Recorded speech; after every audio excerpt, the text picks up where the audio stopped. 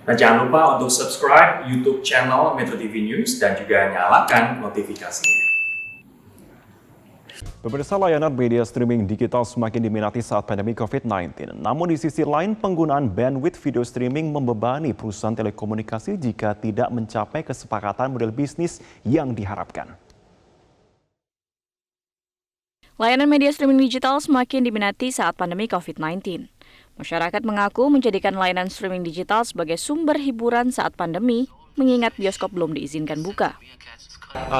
Kerjaan juga cukup landai ya, jadi kalau kita agak nunggu bentar dikit atau WFH, paling kalau nggak main sosial media paling nonton ya. Terus habis itu apalagi kalau Netflix itu bisa nonton bareng gitu sama teman-teman, jadi kita bisa lihat bareng-bareng gitu di layar, terus ekspresi kita bisa ketawa-ketawa. Mikirnya satu sisi juga bioskop kan juga ditutup kan, terus apalagi kalau bukan nggak nonton TV-TV berbayar itu gitu, TV digital itu gitu.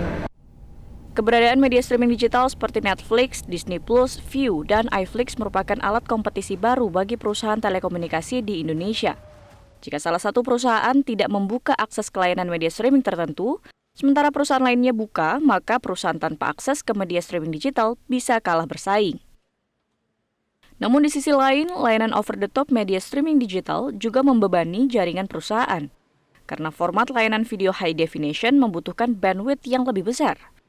Direktur Eksekutif Indonesia ICT Institute, Heru Sutadi mengungkapkan, perusahaan telekomunikasi harus bisa mencapai kesepakatan model bisnis yang bisa sama-sama menguntungkan bagi kedua pihak. Karena dalam banyak kasus mungkin juga platform digitalnya merasa, oh saya nggak ada hubungannya dengan operator, karena saya kan hanya menjual ke konsumen, kalau konsumen menggunakan layanannya silahkan gitu ya. Tapi dalam beberapa model bisnis lainnya juga banyak yang mereka kerjasama dengan operator telekomunikasi. Nah ini pembagian model bisnis inilah yang memang biasanya itu ya ada yang menguntungkan operator atau mungkin win-win gitu ya.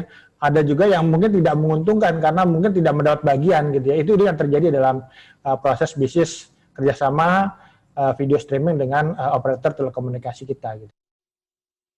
Keberadaan media streaming digital juga memiliki potensi ekonomi yang besar, salah satunya dari sisi perpajakan. Namun, pengenaan pajak perusahaan streaming digital asing masih sulit dilakukan mengingat belum adanya aturan yang disepakati secara global.